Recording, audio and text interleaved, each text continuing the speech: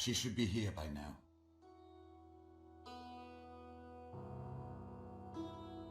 Bien. So let's get started.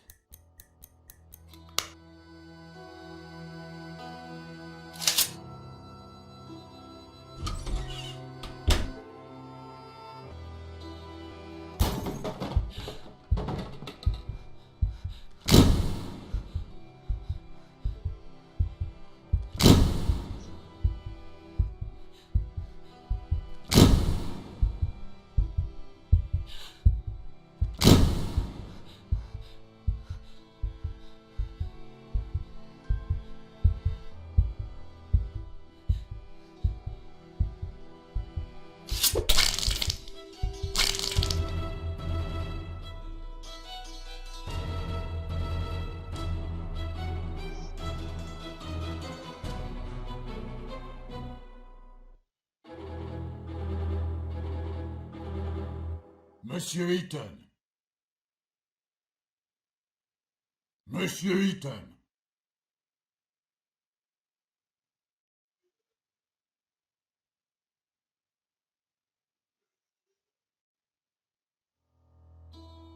Monsieur Eaton, I'm talking to you. I'm sorry, Monsieur le Président, I was thinking. Do you understand the indictment? Sorry, but I have to ask the prosecutor to repeat. Monsieur Eaton, do you consider it to be a joke? You're charged with a serious crime. Please stay focused. Monsieur Prosecutor, please continue. As I said, I accuse Alfred Eaton of murdering Marie Capet on the 17th of October 1894 in Paris. That day, Alfred Eaton was at the theatrical premiere of Prométhée, Vol du Feu, which took place at Opéra Garnier. As it is apparent from the testimony of witnesses, the accused left at about 8:30 p.m., before the end of the banquet. At about 9:25 p.m., he rented a room in his name at the Caucasus Hotel, which is adjacent to the building in which he lives. It was in that room that approximately at 11:16 p.m. Marie Capet was murdered. Next, the accused returned to his house, and at about 10:05 p.m. he entered his apartment in the company of Marie Capet, or let her in. It results from the fingerprint analysis. It did not show the victim's fingerprints on the outer side of the door, only on the inner. Alfred Eaton, by means of deception or threats, led the victim to his secret workshop, which is located on the first floor of his apartment. The police report did not indicate any signs of struggle or resistance. The accused probably wanted to test on Marie Capet the prototype of a torture machine of his construction, which was in the room along with medical tools and manuals of torture. When Marie Capet realized what the accused intended to do, she grabbed a metal rod lying in the room and hit the accused on the head, which caused a real threat to his life and, according to doctors, may have caused unconsciousness. The fingerprints of Marie Capet's left hand were found on the rod, as well as Alfred Eaton's traces of blood. Traces of blood were also found on the floor of that room. At the time of his arrest, the accused had an extensive wound on his head, as confirmed by medical examination. Seizing the opportunity, Marie Capet fled from the apartment. She was stressed and in a hurry.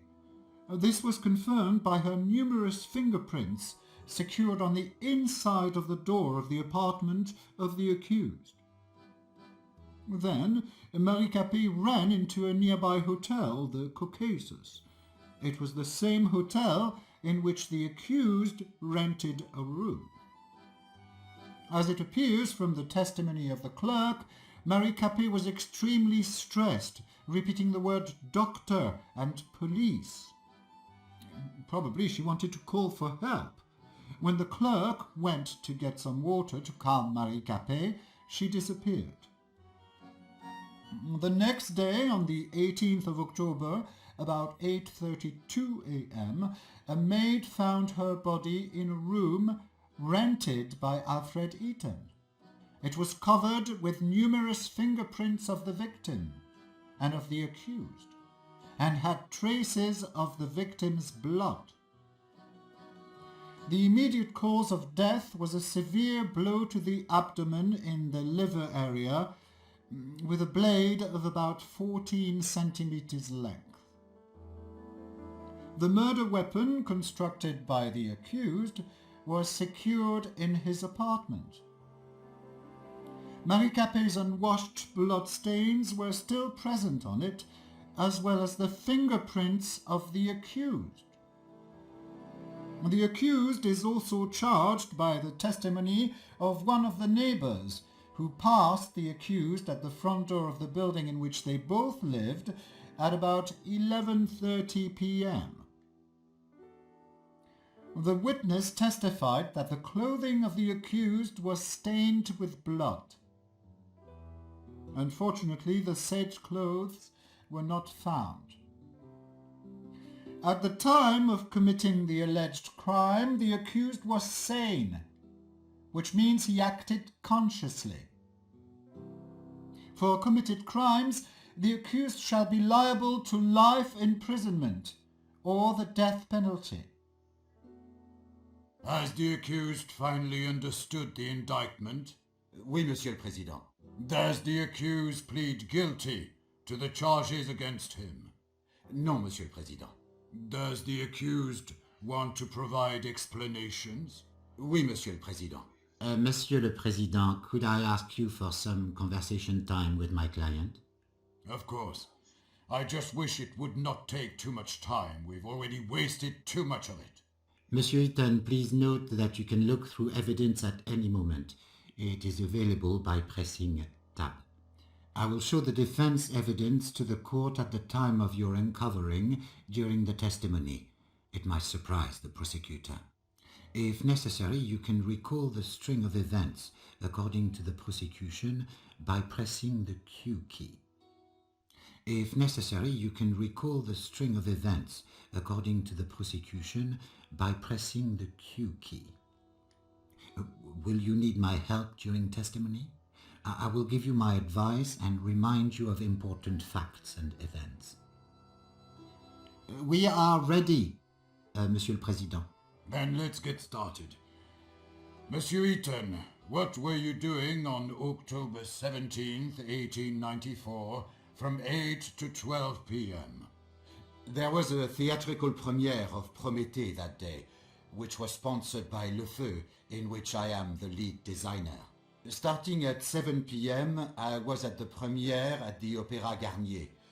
Around 8:30 p.m., after the play, I found that I did not want to attend the dull banquet, and instead I preferred to work. I said goodbye to Hugo Argent, president of Le Feu, and I drove home. I got there at about 9 p.m.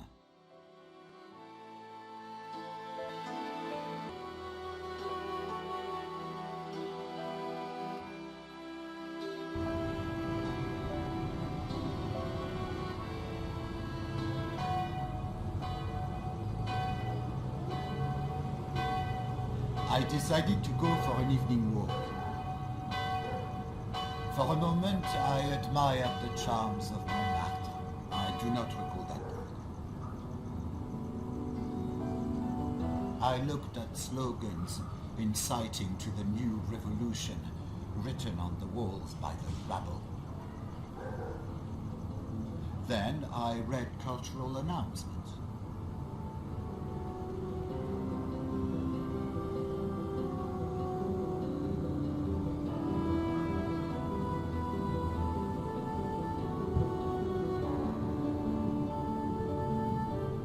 I noticed an advert play sponsored by my company, The Arms of Montmartre. Cluttered the whole of the corridor with which I have to. Do you usually have a similar attitude to other people? Do you believe you are better than others? If others treat me like trash just because of my gypsy origin, I do not intend to remain silent. Do you often meet with racist-based reluctance towards you? Too often. Especially since I've become famous. In the eyes of all these fallen lords, I'm a nouveau riche. The poor think I'm a gypsy fraud and a thief. Did you feel hatred towards those people? I did. However, I certainly wouldn't kill anyone. They were not worth it. Please return to your testimony. You noticed some garbage, and what happened next? There was a letter for me from the Ministère de la Justice.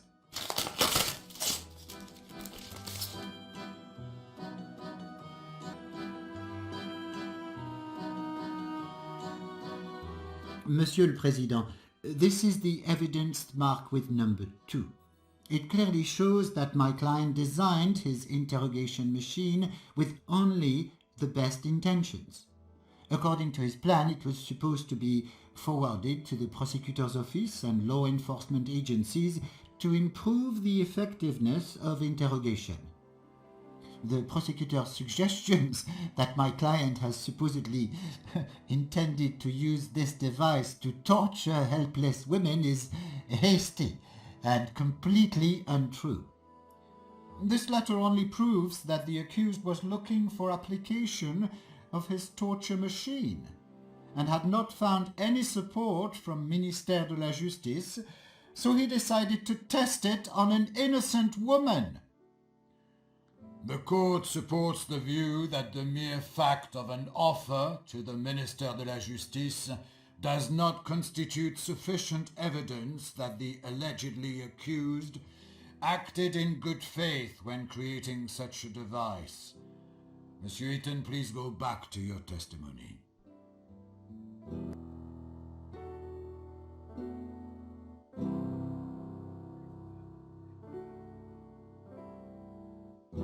I opened the inner door. I closed the inner door. Then I used the stairs. I knocked at Monsieur Brissot's door, and he called back after some time. Do you always visit your neighbors at such odd hours? Monsieur Brissot is the only neighbor I like. I believe with reciprocity. He goes to sleep late, and sometimes we like to argue about politics and the influence of La Révolution on today's France. Please, return to your testimony.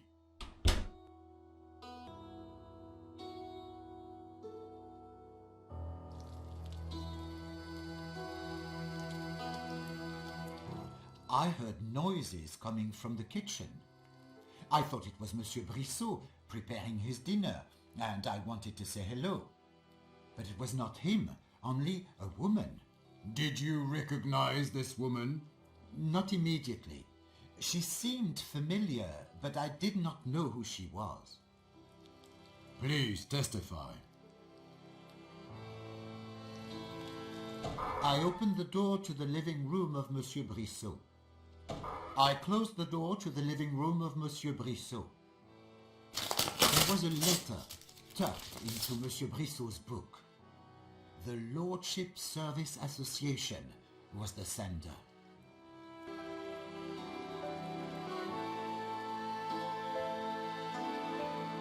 Monsieur le Président, this is the evidence marked with number 10. It is a letter sent by a fictitious organization to Monsieur Brissot, which, as it was said in the letter, cultivated traditions of the French nobility and was sending Madame Capet as servant for free. The letter was sent several days before the murder. So the question arises, who had really sent Marie Capet to Monsieur Brissot? And what were their intentions? Thank you for the clarification. The accused may continue to testify.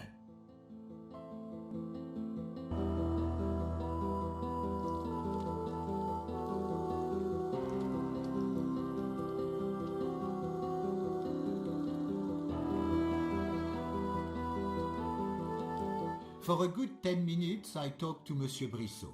And again we had an argument about la Révolution. Monsieur Brissot felt regret that in modern France the high birth was no longer relevant. So he boasted that I do not know where he found the money for her salary and did not see any effects of her work. His apartment was a mess, as usual. Wasn't that an odd thing for you? Yes, Monsieur le Président. If someone hires a servant, one can expect order. And in this apartment there was none. Did your neighbor say anything else about the maid? Yes, I was going to say it. It turned out that it was Marie Capet, my old classmate. We grew up in the same city, and I had not known that she had moved to Paris. So you admit that you knew the victim? Oui, I knew who she was.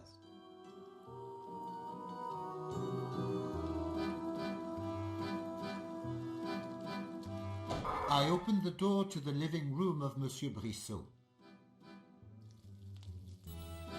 I closed the door to the living...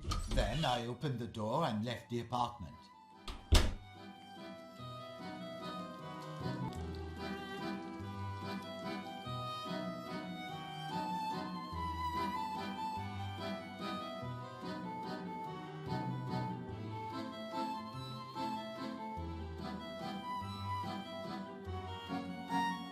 I decided to use the stairs instead of the elevator. Then I opened the door to my apartment and entered.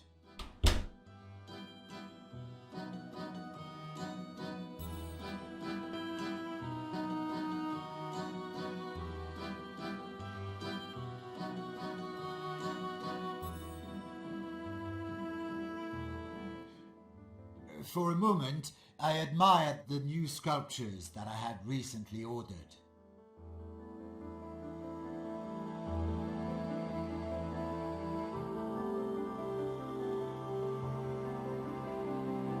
I examined the new sculptures in my apartment. They beautifully fit the decor and the marble. Then I used the stairs.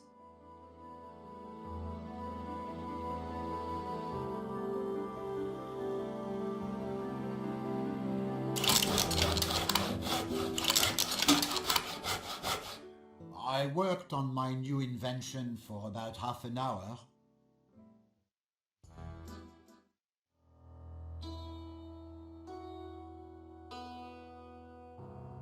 I used the stairs.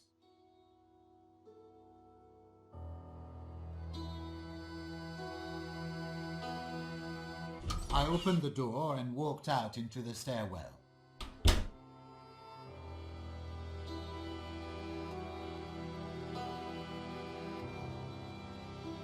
Then I called the elevator.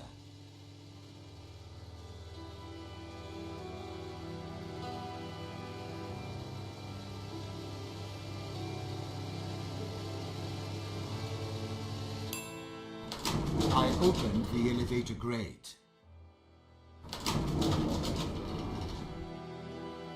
Later, I took the elevator to the ground floor.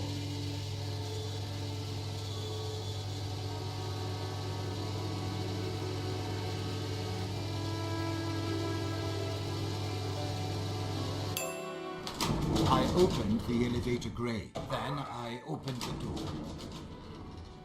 I opened the door and walked out into the street.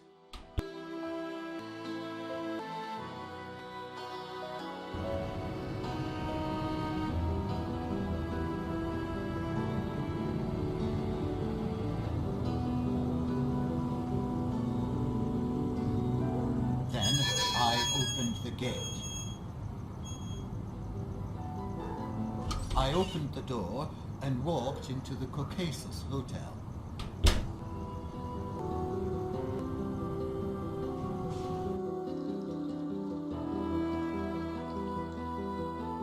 I opened the door to the phone room. I spent a few minutes talking on the phone.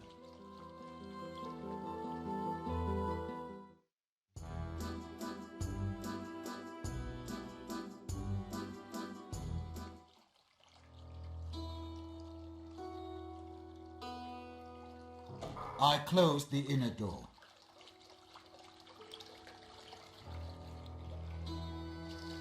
I wanted to rent a room in a hotel, but the clerk said that a room had already been rented in my name. He said it's on the top floor and gave me a spare key. I must add that the conversation with this man was not held at about 9:25 p.m., as according to his testimony, but at a different time. Monsieur Eaton, do you claim that you did not rent that room? Oui, Monsieur le Président, but I knew it could not be a coincidence. The name Ethan is not that common. So you tried to learn more from the clerk? Yes, however, he hid behind his professional secrecy. I knew he wouldn't tell me a thing. I do not understand one more thing. You live next to the hotel, so why did you want to rent a room there? Sometimes I meet up with some girls of the Moulin Rouge, and due to my reputation, I prefer not to do it in my apartment. Did you meet Marie Capet face to face? No, Monsieur le Président, never. I understand. Please continue. I wanted to check the guest book, but I couldn't do that with the clerk nearby.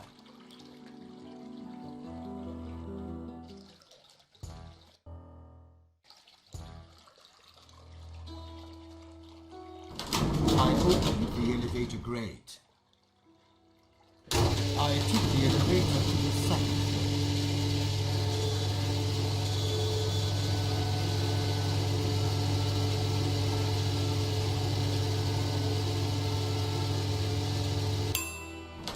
I opened the elevator grate. I opened the inner door.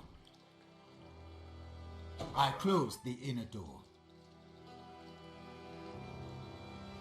Later, I entered the room.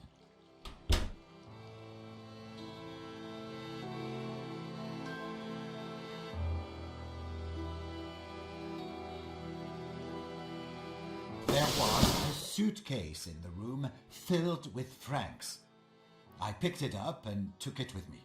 Monsieur Eaton, why did you take the suitcase with you? Monsieur le Président, there was a suitcase filled with money in the room, rented in my name. I did not see any reason not to take it. Well, please continue your testimony.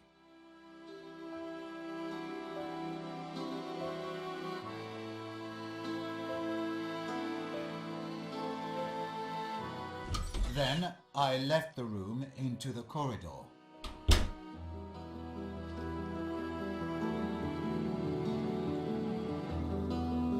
I opened the inner door. Then I closed the inner door. Then I opened the elevator grate. Later, I took the elevator to the ground floor.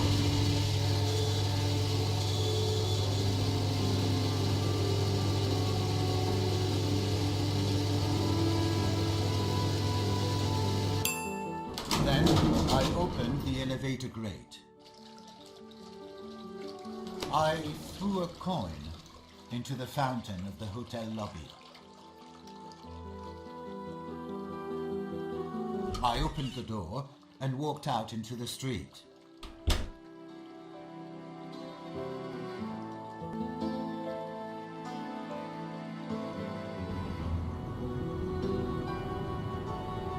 I opened the gate.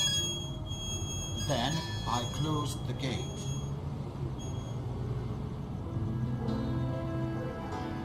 For a moment, I admired the charming streets of Montmartre. I opened the door and entered the building where my apartment is.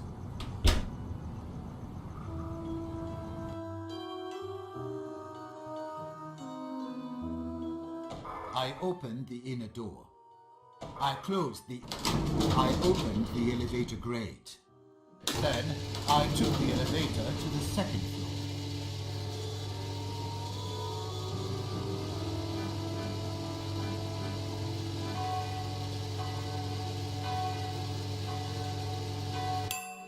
Then I opened the door and entered my apartment.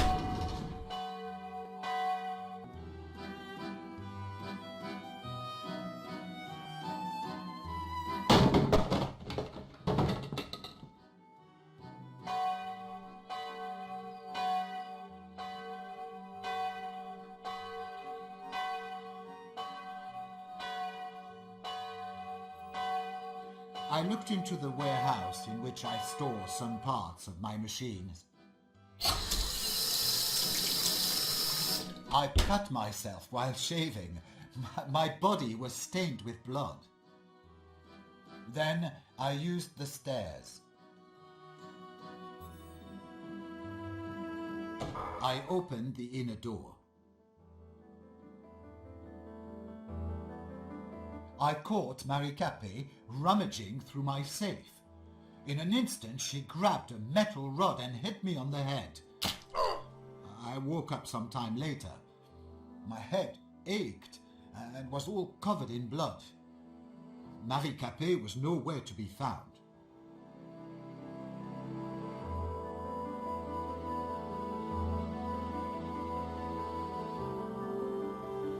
I saw that the safe was open, and Capet had stolen the designs of my most important invention. Why do you think Madame Capet did it? I don't know, Monsieur le Président, but I was going to find out.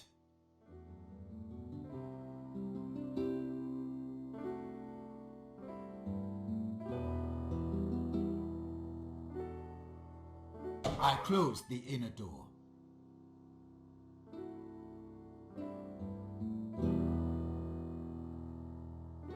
Then I used the stairs.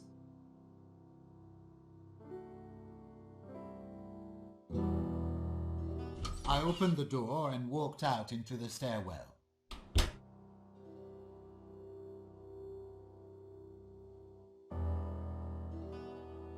I decided to use the stairs instead of the elevator. I knocked at Monsieur Brissot's door, and he called back after some time.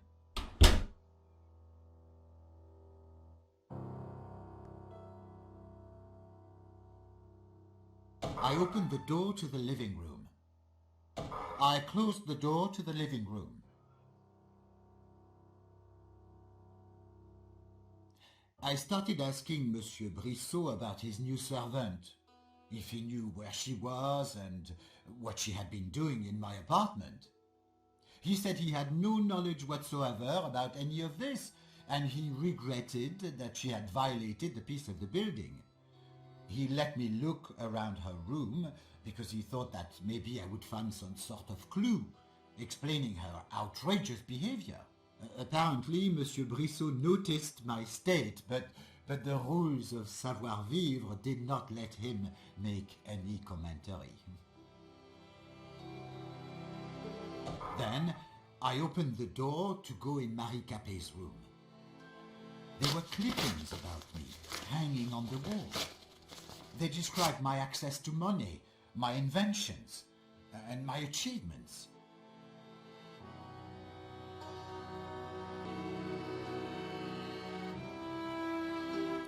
Monsieur le Président, this is the evidence marked with number 7.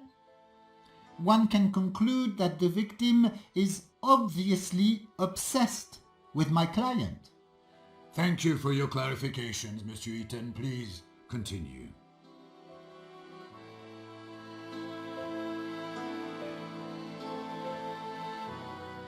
I examined Marie Capet's read, and it was a socialist scribble of Charles Marx.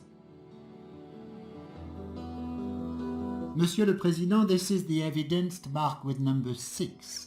It shows Madame Capet's views, which could identify aversion towards my client. Thank you for your clarification, Monsieur Eaton. Please return to your testimony.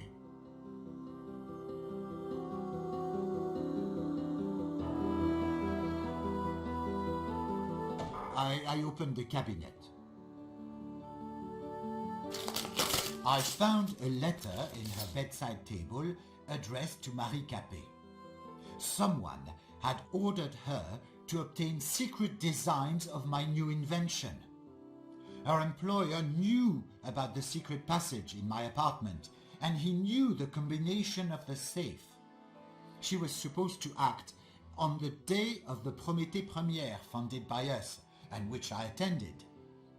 After gaining the designs, Madame Capet was supposed to meet her employer in the apartment on the top floor of the Caucasus Hotel. The letter was not signed. Monsieur le Président, this is the evidence marked with number 8. It clearly indicates the intention of committing the crime by the victim, which, according to my client's testimony, Madame Capet committed on the day of her death.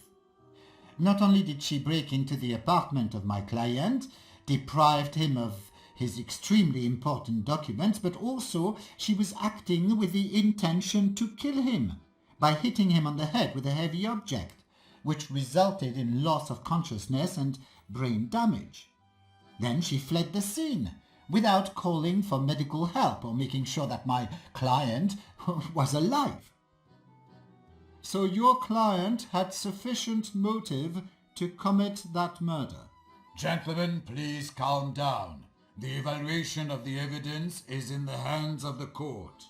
Monsieur le Président, I have to stress out that, according to the disclosed facts, it can be concluded that the suitcase with the money found by my client in the hotel room was to provide remuneration for the theft commissioned to Marie Capet in the said letter. The money was marked and constitutes the evidence number 9.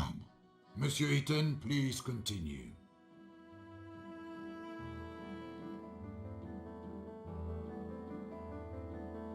I opened the cabinet. I closed the cabinet in the bedside table.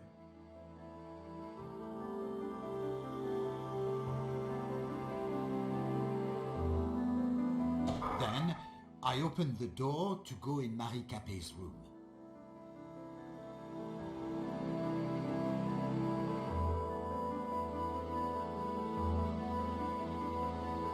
I opened the door to the living room. I closed the door to the living room.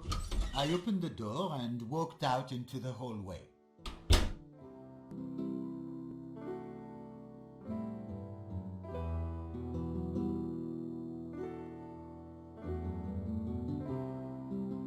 Then I used the stairs. I opened the inner door. Then I closed the inner door. Then I opened the door and stepped outside.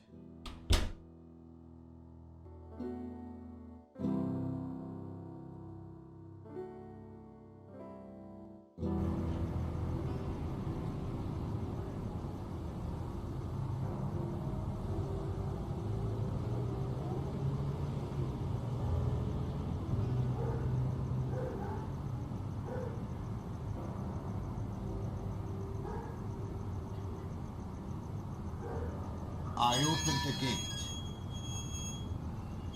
I entered the nearby hotel, Caucasus.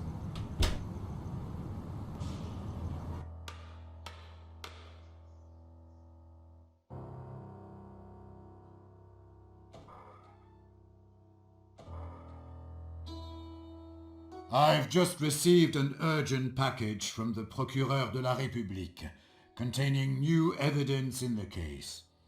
I ask both the parties to get acquainted with it. It is a letter from the attorney's office from 1 week before the murder, which calls Alfred Eaton in attendance to forward the designs of the invention which he has constructed in secret from Le Feu Company. The firm acted on behalf of the president of the company, Hugo Argent. Monsieur Eaton, have you received the letter? Oui, Monsieur le Président. When did you receive it? I don't remember exactly, but probably on the 10th of October. So, exactly 1 week before the murder? Oui, Monsieur le Président. Which designs are mentioned in this letter? Designs of my secret invention on which I was working in my free time. It has no connection with Le Feu. Therefore, why did the firm send you this letter on behalf of Hugo Argent? Hugo must have guessed what great potential my invention had, and how profitable it could be. Did you keep your designs in your apartment? Oui, Monsieur le Président, in the safe, in my secret workshop. Due to the new circumstances which may be relevant to the case, I order rehearing of Hugo Argent. Please summon the witness. And at this time I announce a break. The next court session will be held tomorrow at the same time.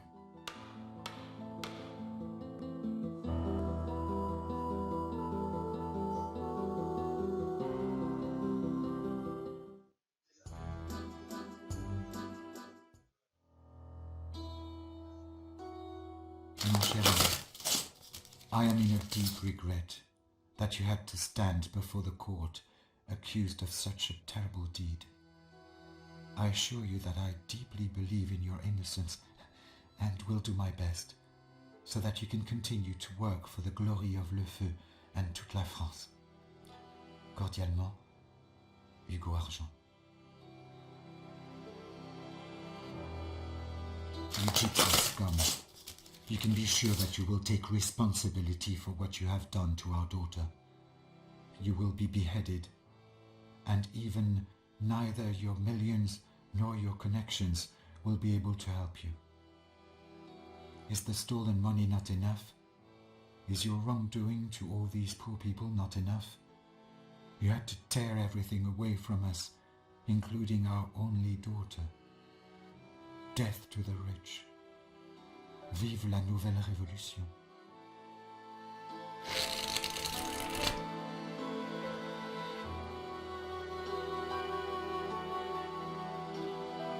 Cher fils, your father and I are quite sure that you did not do it. You couldn't have. We love you, and we are waiting for you at home. Please, leave this cursed Paris and return to your home parts. Mama et Papa. P.S. Cher fils, your father and I are quite sure that you did not do it. You couldn't have. We love you, and we are waiting for you at home. Please, leave this cursed Paris and return to your home parts. Mama et Papa. P.S.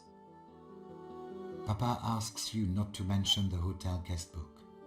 Apparently you know what that means?